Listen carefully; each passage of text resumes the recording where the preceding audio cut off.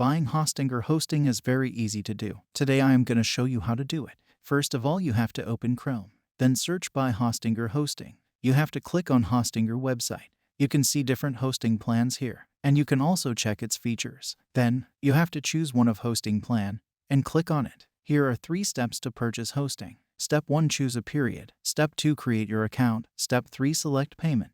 Now come on. Step 1 is choose a period. 1 month, 12 months, 24 months, 48 months. You have to choose period according to your requirements. Step 2 is create your account. You have to enter your email here, or you can also join them Facebook account. Step 3 is select payment. Credit card, PayPal, Google Pay, Alipay, CoinGate. Here you have to select your payment method. I select here credit card. Now you have to enter all required details. You can also avoid optional details like first name, last name, etc.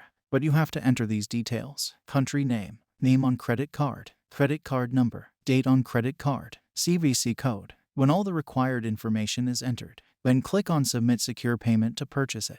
In this way you can buy hosting or hosting.